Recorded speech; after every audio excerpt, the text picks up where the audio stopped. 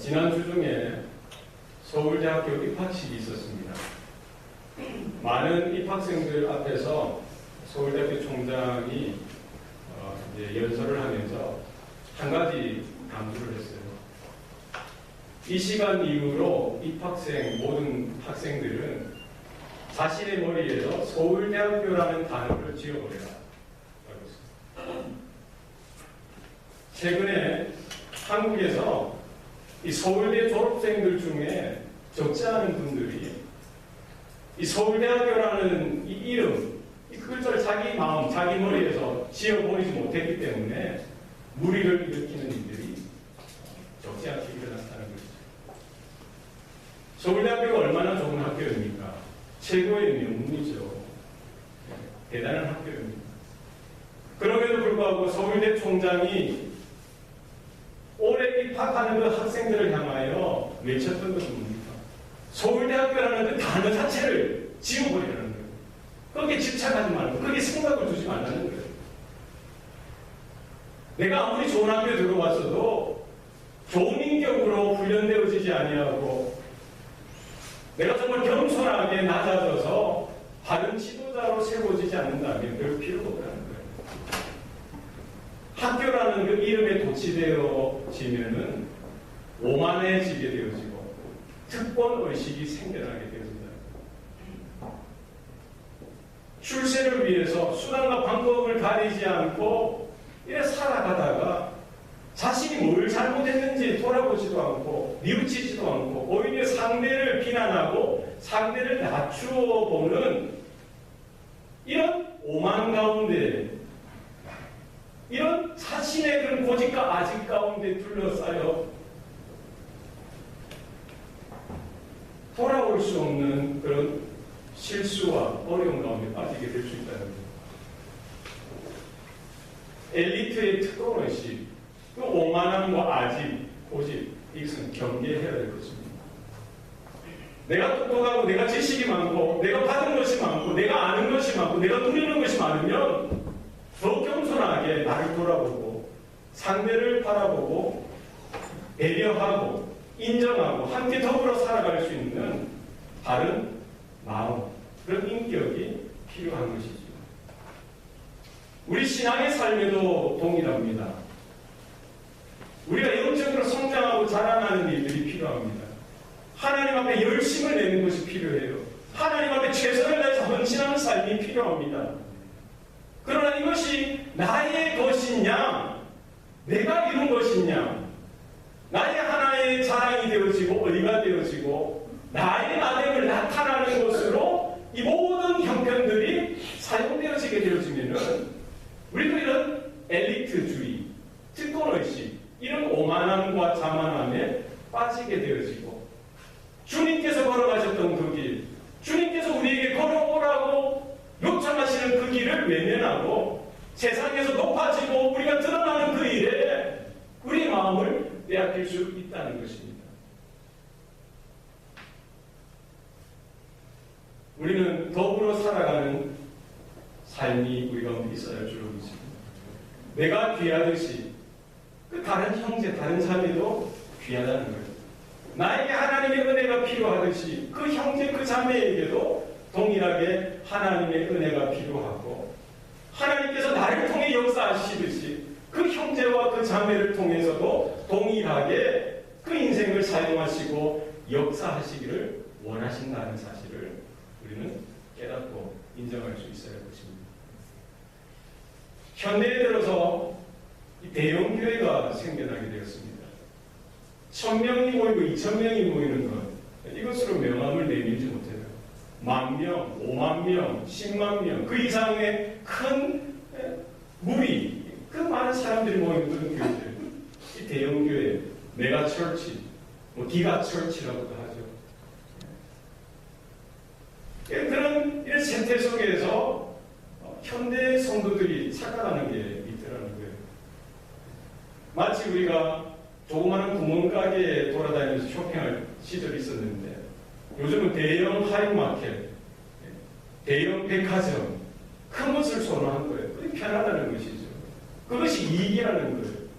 이런 인식을 가지고 교회를 선택할 때에도 더 크고 더 편안한 교회들을 선택하고 찾아보는 거예요. 거기는 하나님의 소명, 하나님의 부르심, 그것보다 내가 더 편하고 나에게도 유익이 되는 것이 무엇이냐, 우리 자녀들에게 유익이 되는 것이 무엇이냐, 이런 것이 하나의 조건이 되어지더라는 것입니다. 교회 사이즈가 크고 교회의 이름이 아주 대단하면은 내 믿음의 크기도 그만한 것처럼 착각하게 되더라는 거예요. 많은 사람들이 밀물처럼 들어오죠. 밀물처럼 들어와서 수많은 사람들 중에, 많은 군중들 중에 서서 함께 예배드리고 쌀물이 또 이렇게 나가듯이 그냥 한꺼번에 또 사라져요.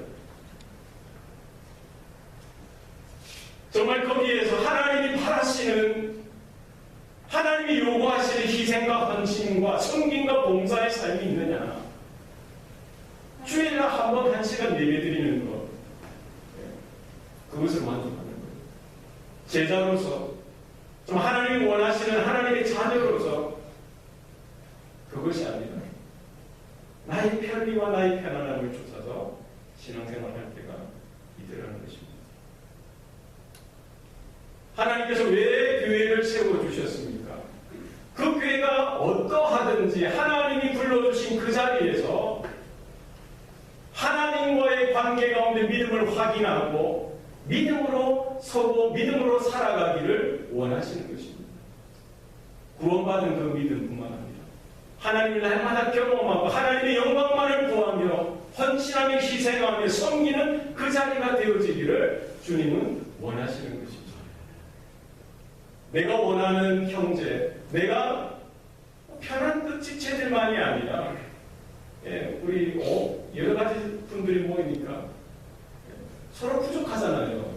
서로 연약하지 않습니까? 마치 고슴도치가 또 다른 고슴도치와 함께 서로 교제하고 나눌 때에 어떤 현상이 나타나요? 내가 더 가까이 가고 싶고, 내가 더 도와주고 싶고, 내가 더 친절을 베풀고 싶어서 가까이 가고 친절을 베풀면은 그 가시에 내가 찔리는 거예요. 또 내 가시에 나도 같이 친절을 베풀어주고 싶고 함께 안아주고 싶으면 나가면은 내 가시에 또 상대가 찔리는 거예요. 여러분, 우리는 부족한 것 투성이에요. 연약한 것 투성입니다. 너무나 서툴고 너무나 이렇게 사랑하고 섬기는 것이 힘들어하는 우리의 수준인 것입니다.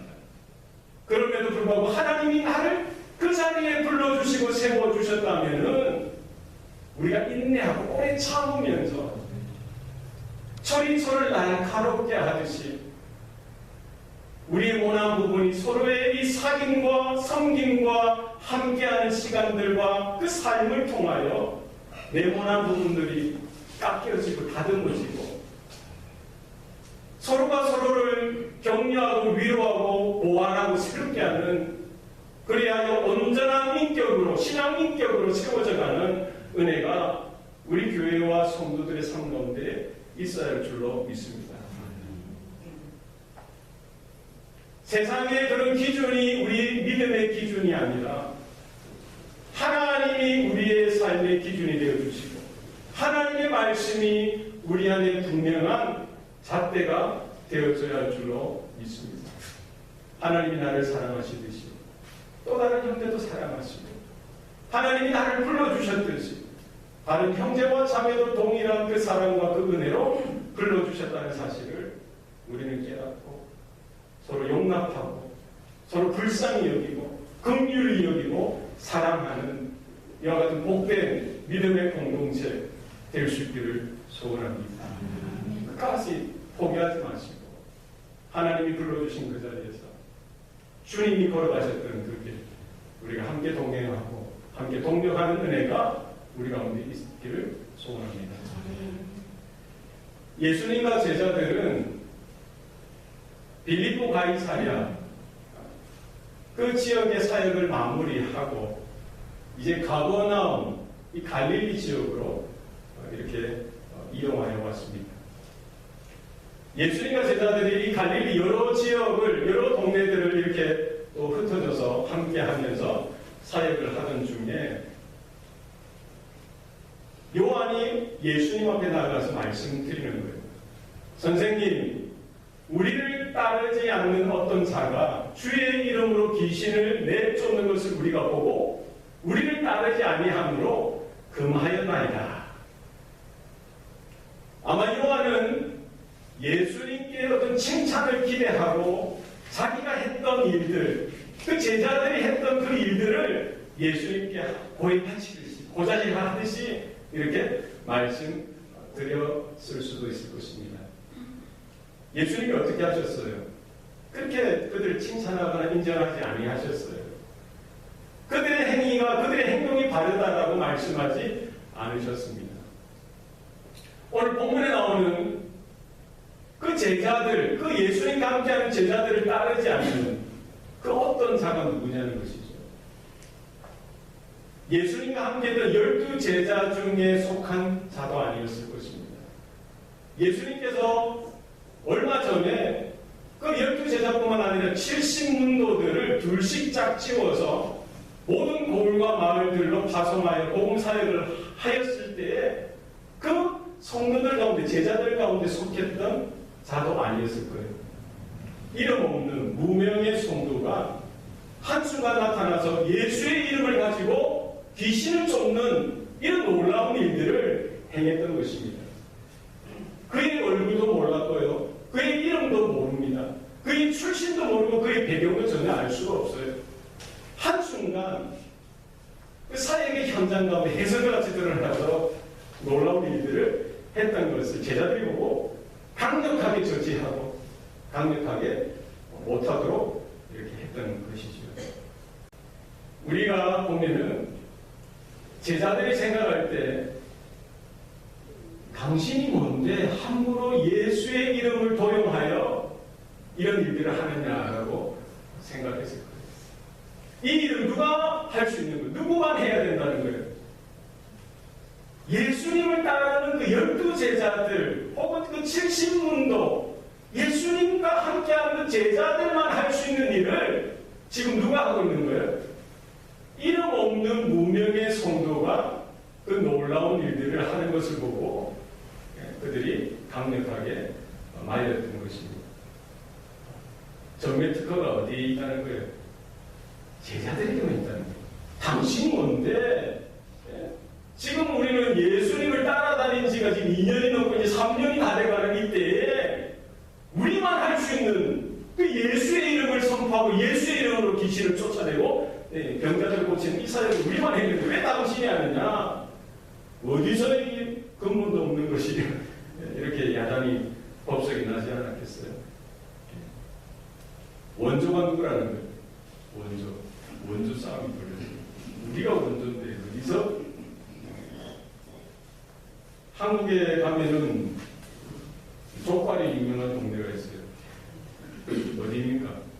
장충동. 장충동 하면 족발. 장충동 족발. 떡볶이가 유명한 데가 있어요. 신당동 떡볶이. 한국 사람 다 신당동 떡볶이. 안 가봐서도 들어서 알아요. 순대는 또 어디입니까? 순대 모르시잖아요. 신림동. 신림동 순대. 네. 족발 골목이나 떡볶이 골목이든 순대집 골목이든 가면은 뭐가 항상 적혀 있어요? 원조 할매집. 그럼 그 옆에는 또 무슨 이름 적혀있습니까? 진짜 원조 할매집. 또 그 옆에 뭐래요? 옛날 원조 할매집. 또 뭐예요? 원래 원조 할매집. 그러니까 원조라고 다 자기 이름을 붙이는 거예요. 이건 누구만 만들어야 된다는 거예요? 우리 집만, 이게 2대, 3대가 4대, 5대째로 내려오는 우리 집 비법을 가지고 말이야. 자기들이 원조라고. 당신들이 왜 하고 있어요? 서로 자기가 맞다고 주장하는 것이죠. 지금 예수님의 제자들은 뭐라고 생각하는 거예요? 예수님의 이름으로 귀신을 쫓아내는 이 놀라운 사역은 누구만 할 수 있다는 거예요? 예수님의 제자들만 지금 해야 되는데 무명의 성도 이름도 듣고도 못한 자가 나타나서 하는 것을 보고는 깜짝 놀랐다는 거예요. 아마 이 사람은 언젠가 구하는 말씀을 들었을 거예요. 예수님이 귀신을 꾸짖으시고 귀신을 쫓아내는 그 현장에 저 드러머리 사람들 그 군중들 속에서 모퉁에서 그 사건을 그 현장을 목도했을 것입니다. 여러 병자들을 고치시는 예수님을 보았을 거예요. 또 제자들이 흩어져서 사역하던 중에 제자들이 또 귀신을 쫓아낸다든지 또 병자들을 고친다든지 말씀을 전할 때 그 사역의 현장에서 전혀 드러나지 않게 그 모습들을 바라보며 주의 말씀을 귀담아 들었을 거예요. 그때 자기도 인식하지 못했던 그 순간 하나님의 은혜가 그 무명의 성도의 심령 가운데 임했던 것입니다. 그리고 자기 옆에 또 귀신 들려 고생하는 그 사람을 보고 그 자리에 예수님도 안 계시고 제자들도 없으니까 정말 도와주고 싶고 정말 저도 새롭게 되어지기를 원하는 그 마음 가운데 어떤 마음들이 생겼겠어요? 나라도 도와줄 수 있지 않을까? 내가 들었던 대로, 내가 보았던 대로 한번 해보자라고 생각하지 않았겠어요? 내가 고치는 것이 아니라 예수님께서 고치셨듯이 제자들이 고쳤듯이 귀신을 꾸짖고 쫓아냈듯이 그것도 한번 해봤던 거예요. 그 작은 믿음을 가지고 예수의 이름으로 명하노니 귀신아 떠나가라. 그 예수의 이름이 권세가 있고 능력이 있으니 놀라운 일들이 벌어졌던 것입니다. 이것을 우연찮게 제자들이 보고는 네가 뭔데 지금 이 일을 하느냐, 우리만 해야 되는데 네가 왜 일을 하느냐라고 비난하고 꾸짖고 못하겠던 것이죠.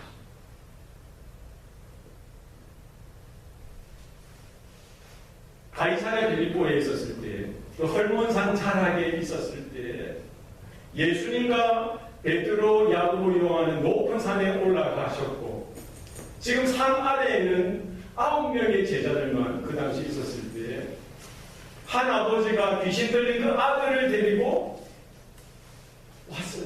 고쳐달라고. 예수님은 안 계시니까 누구에게 부탁했을까? 그 제자들에게, 남겨진 제자들에게 부탁했는데 그들이 고쳤습니까? 고쳤어요. 9명이 둘러앉아서 그들이 왜 예수의 이름을 부르짖지 않았겠어요? 왜 그들이 기도하지 않았겠습니까? 한 번, 두 번 하고 아유 안 되네 보겠겠어요? 그렇지 않았을 거예요. 한 명, 두 명 아니면 9명의 제자가 그 귀신 들린 아이를 가운데 두고 자기들이 경험했던 대로, 자기들이 배웠던 대로 예수의 이름을 부르짖고 기도하고 열심을 내고 땀을 내면서 그 일을 하지 않았겠어요? 근데 귀신이 나갔습니까? 안 나갔어요? 안 나갔어요. 꼼짝도 안 하는 거예요. 옆에 서기관들과 바리새인들이 보고는 조롱하는 거예요. 너희들이 신학적인 문제가 있지 않느냐? 너희들이 무슨 능력이 있느냐? 시비를 거는 겁니다. 수많은 무리들이 그들을 둘러싸고 있어요. 제자들의 마음이 어떻겠어요? 전혀 아무런 능력이 나타나지 않으니 얼마나 자괴감이 들고 얼마나 실망하고 얼마나 마음이 어려웠겠어요. 그것도 예수님께서 이제 높은 산에서 그 3명의 제자들과 함께 내려오시고 그 사실을 바라보시고 예수님이 모든 문제들을 해결해 주시고는 그 남겨진 9명의 제자들을 향해서 뭐라고 말씀하십니까? 왜 너희들이 믿음이 없느냐? 믿음이 적은 자들아. 생각하시는 거예요. 이런 일련의 사건들을 두고 그들을 하실 거예요. 이런 연장성상에서 그들이 갈릴리에서 보니까 듣도 보도 못한 어떤 사람이 예수의 이름을 가지고 예수의 이름을 부르짖으면서 귀신을 쫓아내는데 귀신이 떠나가는 것을 보고는 그 제자들의 마음 가운데 뭐가 생겼을 것 같아요? 말할 수 없는 열등감이 생겼습니다. 아니 우리가 못하는 것을 우리가 할 수 없는 것을 저들이 하다니 저가 하다니 저를 시기하고 저를 질투하고 이런 마음들이 생겼던 거예요. 우리도 못하니까 너도 하지 마. 우리가 못하는 것을 네가 왜 해? 시비가 붙은 거예요. 하지 마. 한국 사람은 배고픈 것은 참아도 배 아픈 것은 못 참는 거예요. 내가 한 끼, 두 끼 굶는 거, 세 끼, 네 끼 굶는 거, 이거 참을 수 있어요. 그럼 뭘 못 참는다고? 배 아픈 건 못 참아요. 그렇습니다. 저는 사돈이 논사면 배가 아프다는 줄 알았는데 오늘 일부 읽을 때 제가 그렇게 말씀드렸더니 사돈이 아니고 사촌이라고 하더라고요. 사촌이 논을 사면은 배가 아파요. 사돈보다 얼마나 가깝습니까? 사촌이면 형제나 다름없잖아요.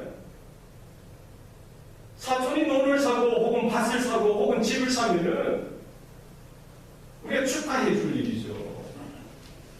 나는 비록 논을 못 사고 나는 밭을 못 사고 나는 집을 못 사도 내 사촌이라도 논을 살 수 있고 밭을 살 수 있고 집을 살 수 있으면 내일처럼 기뻐하고 즐거워할 수 있고 축하해 줘야 되는데 어디가 아픕니까? 배가 아프기 시작해요. 잠이 못 잡니다. 밥이 입목이 안 되는 거예요. 이게 뭐예요? 왜 그렇습니까? 쏘갈머리라고 하는 쏘갈머리라고 하는 밴댕이 쏘갈머리, 밴댕이 쏘갈머리. 촉촉한 마음 씀씀이로 내가 못하니까 상대가 못하는 게 당연하다고 생각해요. 내가 못하는데 상대가 잘하고 상대가 더 헌신하고 희생하면은 그걸 도저히 볼 수가 없는 거예요. 좁쌀만한 마음. 지금 제자들이 볼 때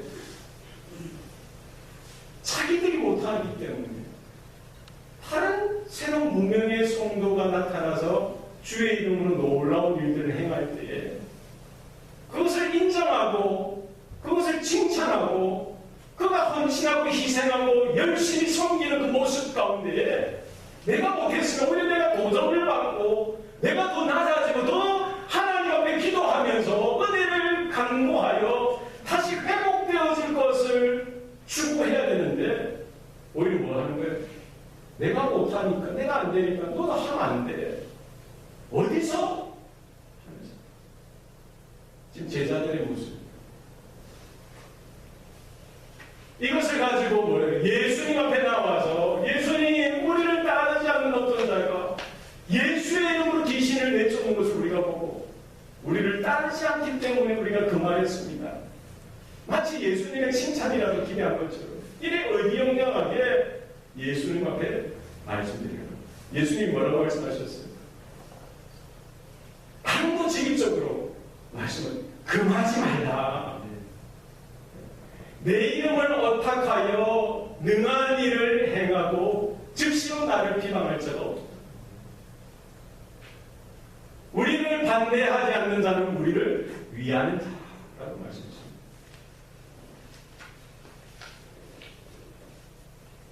내 이름을 의탁한다는 것. 예수의 이름을 의탁한다는 건 뭡니까? 의탁하는 것이 뭐죠? 예수의 이름을 믿고 의지하는 것이죠.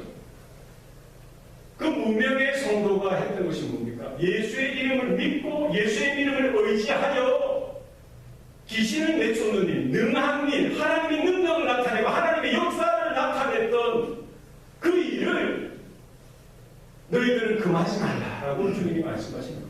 너희들이 왜 시기하느냐? 너희들이 왜 질투하느냐? 너희들이 왜 방해하느냐?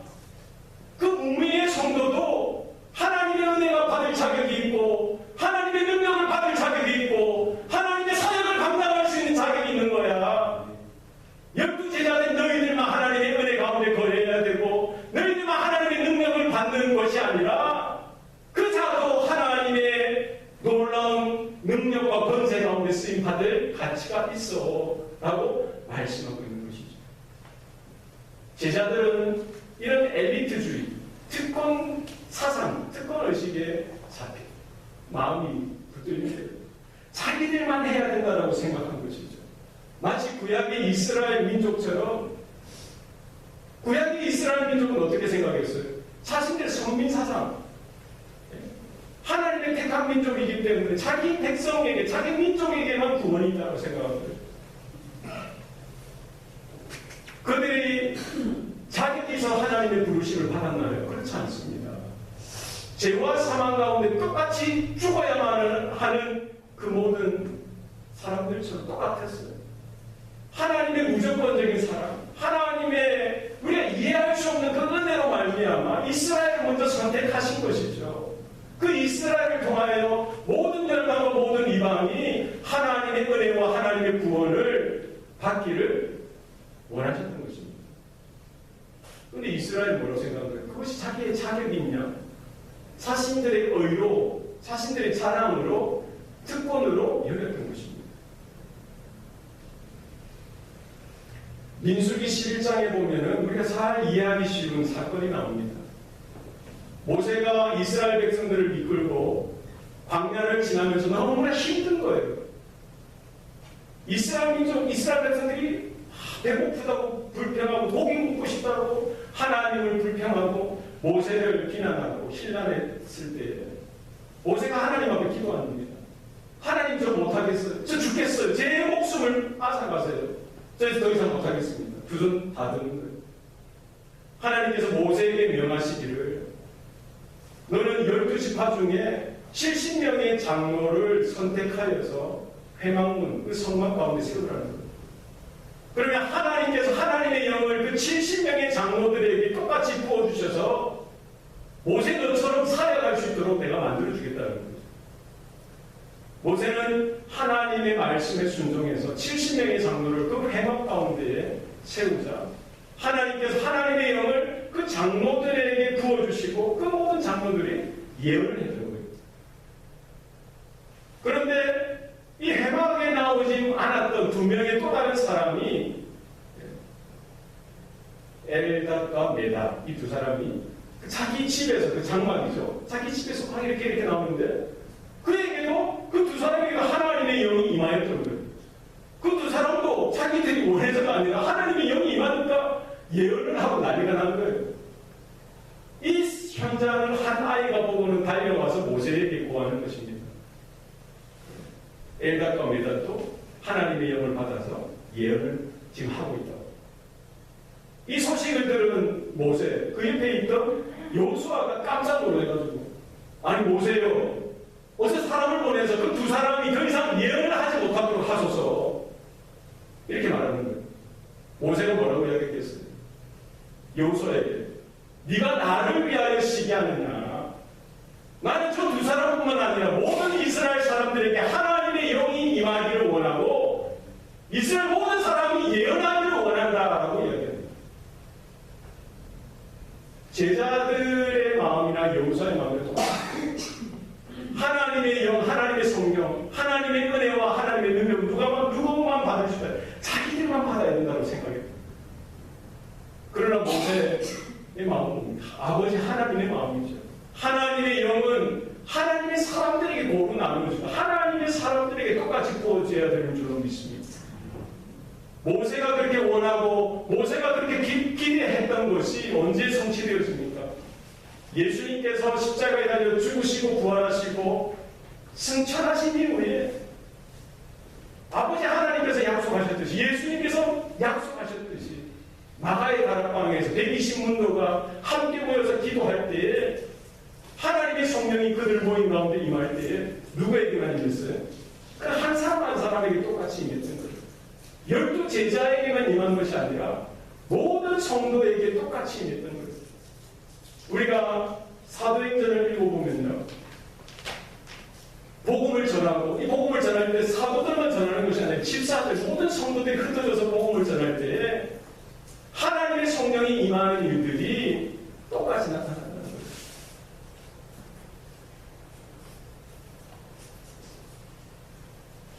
지금 제자들은 그 무명의 성도가 나타나서 예수의 이름을 가지고 귀신을 쫓아내고 예수의 이름을 가지고 놀라운 능력을 행할 때에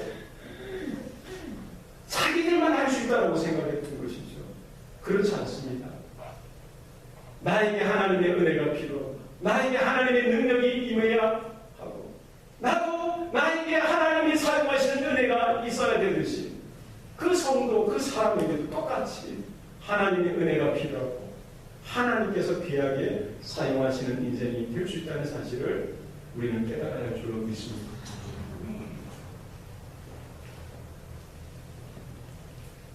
무명의 성도, 전혀 드러나지 않은 그 성도가 갑자기 나타나서 하나님 앞에 헌신하고 하나님 앞에 승리하는 것. 제자들은 제대로 된 제자라면 그들을 용납하고 그들을 인정하고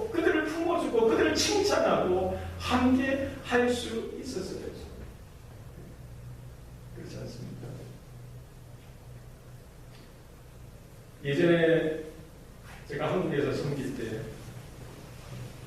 크지 않은 교회죠. 어느 한 분이 전도를 받고 교회를 나오시기 시작하는데 하나님의 은혜를 받은 거예요. 그 안에 믿음이 생긴 거예요. 하나님을 섬기고 싶고 하나님 앞에 헌신하고 싶고 봉사하고 싶고 교회를 위해서 뭔가를 하고 싶은데 뭘 해야 될까? 그분이 적지 않은 큰 기업을, 큰 건설업을 하시는 분인데 교회 저기 보니까 자기가 할 수 있는 것, 그것을 이제 하고 싶은 거예요.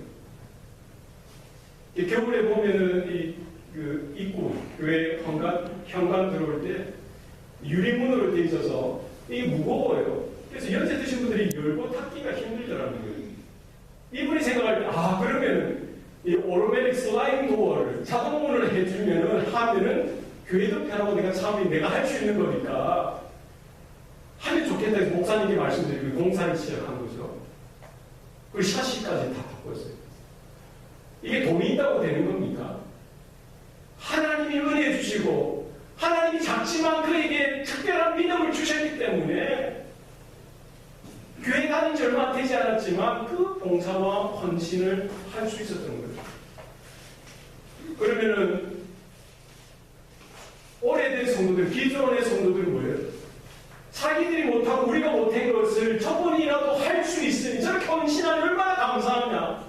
칭찬하고 환대하고 잘했다 해야 되는데 어떻게 하는 거예요? 내가 못한 것, 내가 할 수 없었던 것을 그가 하니까 시기심이 나는 거예요. 질투가 나는 거예요. 이건 이렇지, 저거는 저렇지.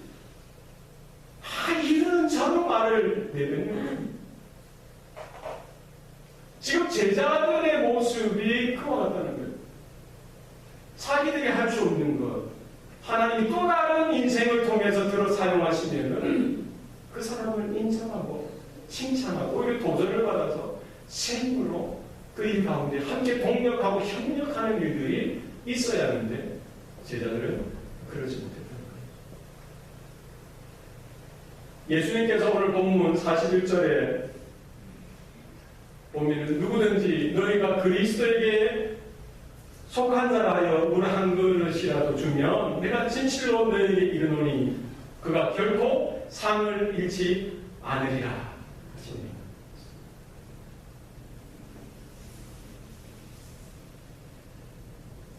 누구든지 그가 그리스도에게 속한 자라 하여 정말 그 안에 구원의 생명이 있고 예수 그리스도의 십자가의 흔적이 있고 하나님을 향한 주님을 향한 참된 믿음이 있는 그를 향해 형제들, 우리 자매죠. 그를 위해서 물 한 그릇이라도 주면은 주님께서 뭘 하시겠다는 거예요? 그것을 잊어버리지 않으시고 꼭 기억하셔서 장차 하늘나라에서 그에게 보상을, 상을 주시겠다는 거예요.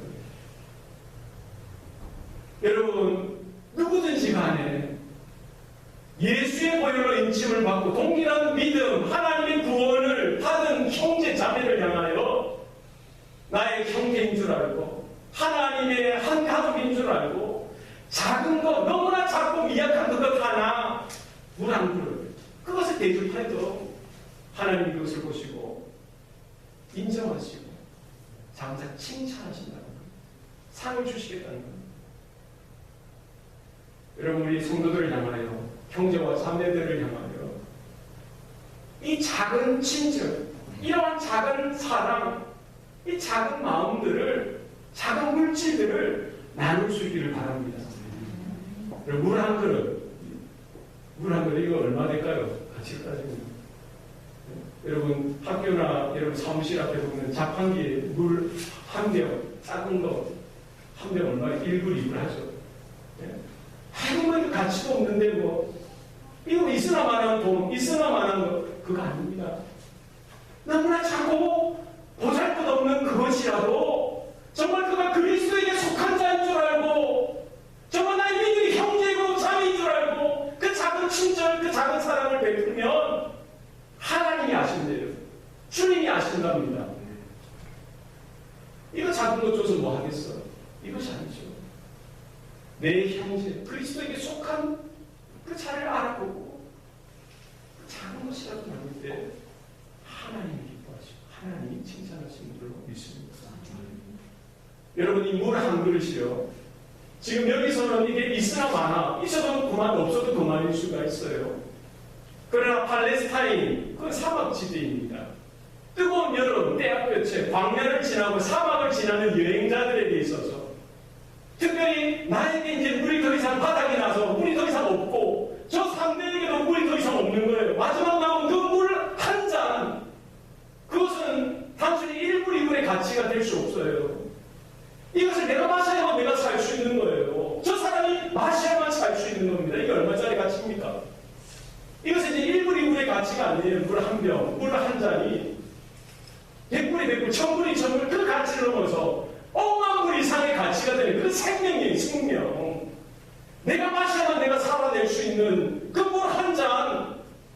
그러나 그 형제가 그리스도에게 속한 그 사실을 바라보고 내가 먹고 살아야 되지만 내가 못 먹고 내가 죽더라도 그 형제에게 그 물 한 잔, 그 생명의 가치를 줄 수 있다면 그 사실을 주님께서 바라보시고 그 엄청난 가치, 그 엄청난 생명의 대가, 그 물 한 잔, 그 소중한 것, 그것을 주님께서 보시고 잊어버리지 아니하시고 장차 하나님 나라에 임할 때 내가 상을 주리라 주님이 말씀하신 것. 우리 성도들을 향하여, 우리 형제와 자매들을 향하여 하나님께서 나에게 허락하신 자인 줄로 우리가 바라볼 수 있는 눈들이 있어야 할 줄로 믿습니다. 내가 부족하고 내가 연약한 것, 내가 할 수 없는 일들, 누구를 통해서 하신다는 것, 그 또 다른 형제와 자매들, 또 다른 성도들을 보내셔서 하나님의 일들을 이루시겠다는 것입니다. 내가 하지 못해도 그가 할 수 있음으로 인하여 우리는 기뻐하고 도전을 받고 책임을 얻어서 함께 새로운 마음으로 하나님의 나라를 위하여 헌신하며 수고하는 일들이 우리 가운데 있어야 할 줄로 믿습니다. 슬픔을 나누면 반이 되고요, 기쁨을 나누면 배가 된다는 것입니다. 우리 성도의 이 관계가 얼마나 복된 관계입니까? 예수의 피로 우리는 새 생명을 얻고 하나님의 자녀, 하나님의 한 가족된 복된 관계인 줄로 믿습니다. 우리가 기뻐할 거리를 나눌 수 있길 바랍니다. 감사할 거리를 나눌 수 있길 바랍니다.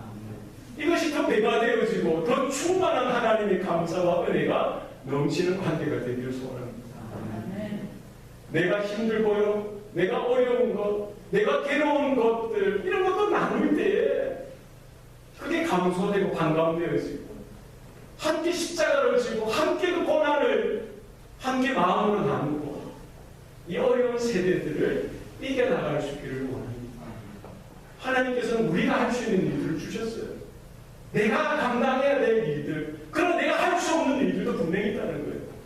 그건 누가 할 수 있다는, 또 다른 형제가 또 감당하고 함께 할 수 있는 일들이 있다는 사실입니다. 나만, 우리만, 이것이 아니라 놀라운 능한 일들을 감당할 수 있는 것, 이것이 우리 모두를 불러주신 하나님의 은혜인 줄로 믿습니다. 그리스도에게 속한 자로서 나도 하나님 앞에 은혜를 받아야 돼요. 저도 하나님 앞에 은혜를 받아야만 살 수 있는 존재라는 사실. 내 인생도 하나님께 붙들려 쓰임 받을 뿐만 아니라 저 인생도 하나님께 붙들려 동일하게 쓰임 받아야 될 인생이라는 사실을 우리가 깨닫고 우리의 성도들을 바라볼 때 여러분 하나님의 마음으로 사랑하시고 용서하시고 긍휼히 여기시고 하나님의 은혜를 나누고 함께 찬양하며 함께 기뻐하며 함께 예배하며 함께 사명을 감당하는 저와 여러분 우리 모든 성도들 우리 교회들 될 수 있기를 소원합니다. 기도하시겠습니다. 살아계신 아버지 하나님, 오늘도 우리에게 생명 주시고 구원의 은혜를 베풀어 주시니 감사합니다. 왜 나를 선택하시고 불러주셨는지 우리가 깨닫게 하시고 이것이 나의 자격이나 나의 자랑이 아니라 내 실력이 아니라 무조건적인 하나님의 사랑이요 그럼에도 불구하고 우리를 불러주신 하나님의 은혜인 줄로 믿습니다. 다른 형제, 다른 자매, 다른 지체들을 바라볼 때에도 이와 같은 하나님의 마음으로 바라보며 저들도 똑같이 긍휼히 여기고 우리가 인정하고 함께하여 하나님 나라를 위하여 주의 이름을 의탁하여 함께 부름받은 자로서 우리가 동력하며 협력하며 더불어 쓰임받는 은혜가 임하게 도와주시옵소서. 우리의 마음의 상처들, 아픔들 하나님 만져주시고 우리가 함께 더불어 우리가 부딪히며 살아갈 때 우리의 모난 부분들이 깎여지게 하시고 다듬어지게 하셔서 우리가 서로를 통해서 우리가 하나님의 형상을 발견하며 하나님의 은혜를 발견하며 하나님의 긍휼을 발견하여서 우리가 함께 그리스도의 장성한 분량에 이르기까지 성장하고 자라가는 일들이 오늘도 일어날 수 있도록 축복하여 주시옵소서. 감사드리고 예수님의 이름으로 기도합니다. 아멘.